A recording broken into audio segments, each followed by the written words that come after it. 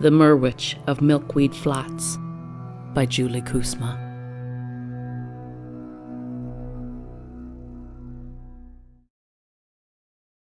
She moved through the streets with swift determination, down Faulkner Street, then right on Martin until the Crooked Crone came into view. The morning air, filled with sea mist, stung her cheeks as its saltiness bit the tender patches of newly scaled skin. She hadn't seen or spoken to the woman, known as the Crone, since high school. Decades had passed, and they were no longer teenagers, but she was confident she'd be remembered. She counted on it because she needed this woman's help. She tucked her chin to brace against the wind's harshness and hugged her overcoat tight to her chest. Each day, unexpected changes transformed her in the strangest ways. This morning's novel modification brought the proverbial final straw. Narrow slits had fashioned themselves below every rib and made breathing arduous, especially through her thick woolen coat. One city block remained between her and her former life. She never thought to check the business hours, so she prayed her old friend would be there and be willing to assist her. She quickened her pace and wondered what she would do if Katrina Hale weren't there, or worse, refused to help. As she neared, the shop seemed too dark inside. She peered through the window but detected no movement. Before she tried the door, she contemplated the shop's logo, a crescent moon. It was the symbol of the goddess herself, but open on the right instead of the left. It was waning and foretold of surrender to the secret wisdom contained within. She collapsed against the door as her body reshaped itself again. Tiny bony structures pressed the skin near her shoulder blades from the inside and threatened to rupture out. She gasped with each unbearable puncture. Goddess of all good and light, inspire my friend to make this right. She grabbed the door handle and pushed. We're not open yet, the crone replied as she approached the ailing female from the side. Oh, thank goodness, she said, and she reached for her old friend. Her back brushed against the window pane and she flinched. You look like you need a doctor, not a psychic. Don't you recognize me, Katrina? The crone glared at her. I'm afraid I do not. Now, if you'll excuse me, she waved her hand, a motion for the injured woman to step aside and allow her to open her shop. I'm Miranda Scott. She waited for a sign of recognition, but none came. From Ipswich High. Still nothing. I was the mascot, the Ipswich Imp, remember? I'm sorry, you've confused me with someone else. The crone turned the key and entered. I'm the one who saw you, Katrina Hale. I saw you and your sisters disappear into thin air the day of our graduation field trip. I waited for hours until the three of you stepped back through. The crone glowered at the deranged woman and slammed the door in her face.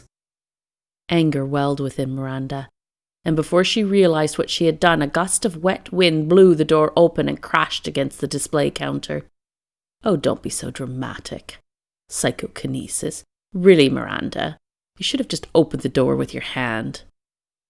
You do remember me. Of course. How can I forget the girl who extorted witchcraft lessons to keep her mouth shut? I wouldn't have come here unless I needed you. Shame or something similar washed over her. Have you seen a doctor? Katrina asked, pointing at the patch of scales across Miranda's cheek.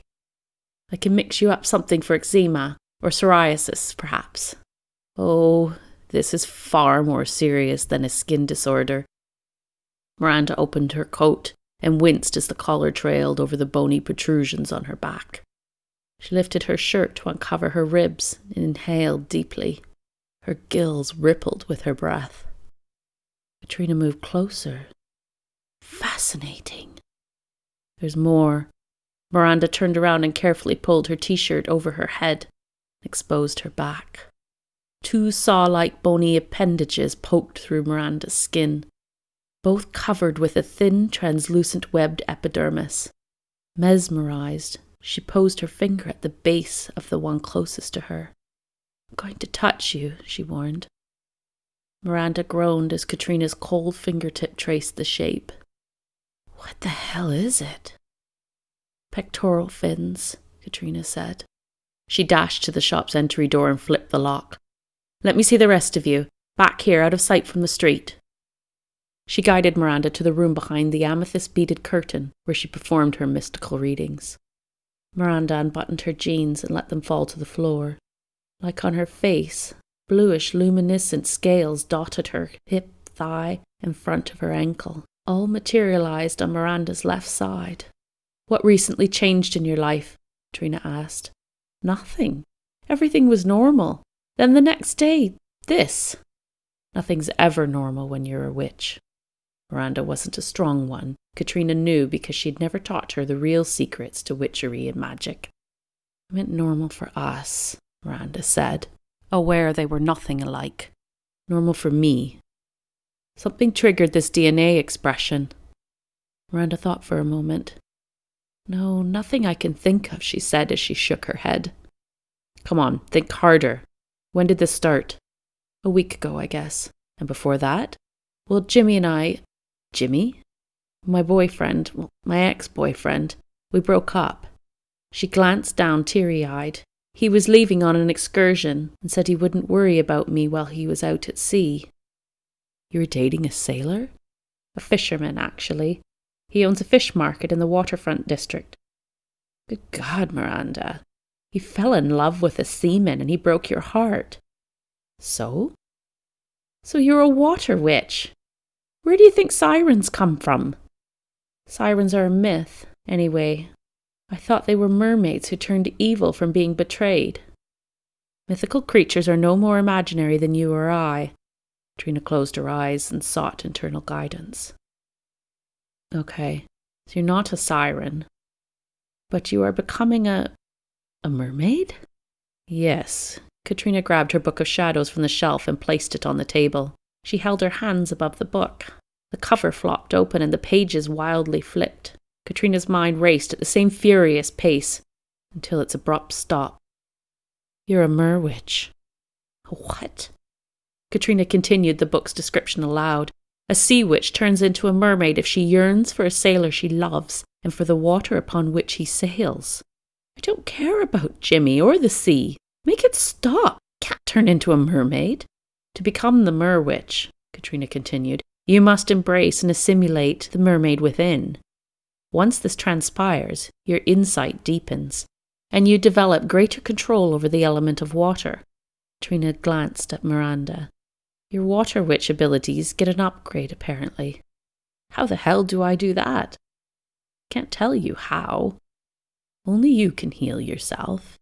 And until you do, the inner mermaid is quite literally being projected out physically." It was clear to Katrina, Miranda didn't believe she could cure herself. Katrina read the rest of the Merwitch page in silence. On land, one must complete the assimilation to remain the Merwitch. If the physical transformation happens before this occurs, she loses the ability to shift from female to mermaid at will. She glanced at Miranda, who wiggled and flopped on her seat at the table. If, as a mermaid, she is betrayed before contact with seawater, she will become consumed with bitterness and rage. Once submerged, a final and permanent transformation into siren occurs. Miranda pitched forward. She cried out as scales visibly wrapped around and covered her right side as well. "You have to stop this." "I don't have that kind of power.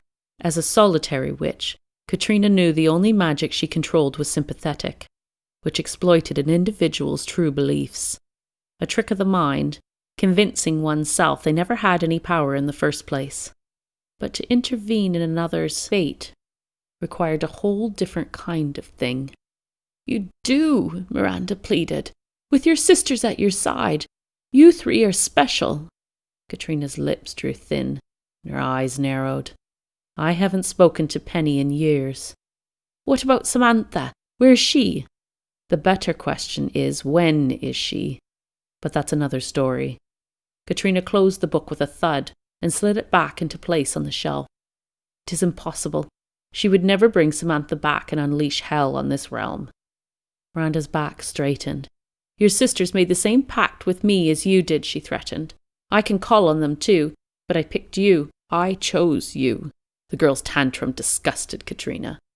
But now she understood what must be done. "Fine, I'll think of something," she said, and improvised. Perhaps I can write a spell. She dashed to the front of her shop and searched the various bottles and herbs and dried flowers. The incantations she sought centered around creation, divinity, and must invoke the moon's mystical hidden side. For this she would need Asclepius incarnata. She added Dieffenbachia ammonia to silence the voice, and a single needle of Tsuga canadensis, hemlock spruce. She tied the ingredients in a scarf and charged back to the room for Miranda.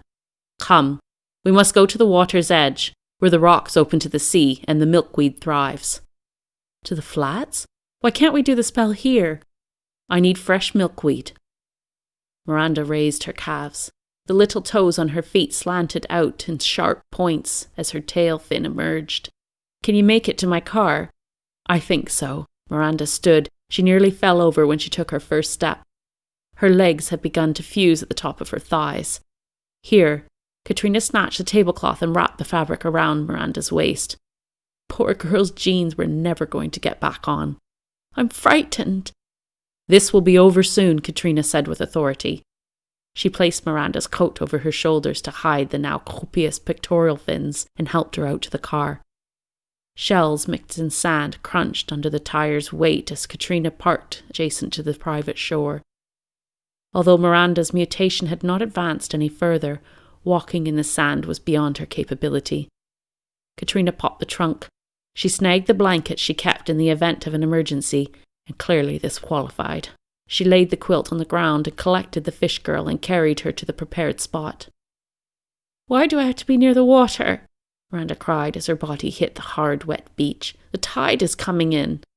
I told you, I need fresh milkweed for the spell, and the salt water represents your tears. Katrina scented Miranda's body and gathered the top 2 corners of the fabric in her fists and lugged the bundle toward the sea. Miranda ploughed the beach, towed by a woman with pure determination. I'm scared. I know. Katrina stopped and lifted the girl. She hoisted Miranda's frail frame on one of the flat-topped rocks that lined the north shore and bordered Milkweed Flats. I'll be right back. Katrina!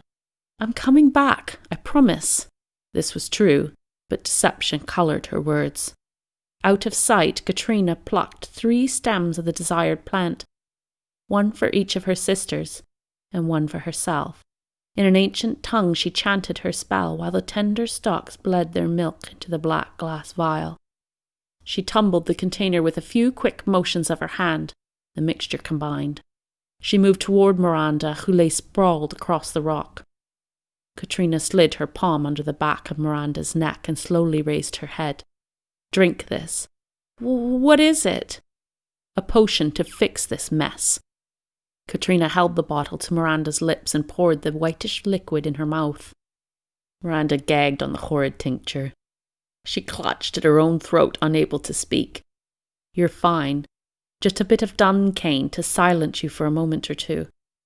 Miranda's body convulsed so violently she fell from the rock and dropped to the ground.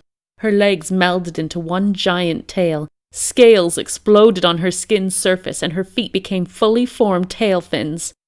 The alteration to mermaid complete. Katrina seized the tail near Miranda's former ankles and pulled. I've hastened the change for you. She trudged backward as she heaved the mermaid through the sand toward the incoming tide. Miranda's eyes bulged with fear. I'm sorry, Miranda. I truly am. But I can't have you popping in and out of mermaid form for mortals to see. Both feet moved into the water until her ankles became submerged, along with the mermaid's tail. Waves hit the back of her knees and covered Miranda's chest. And I certainly won't allow you to seek out my sisters. Not ever. Katrina circled the mermaid, and with her shoe she gave her a push out to sea. It won't be so bad. You'll see. Katrina strolled away, only looking back with a burst of the siren's scream. She cupped her mouth and called out, I'm the Crooked Crone. Why would you ever trust me?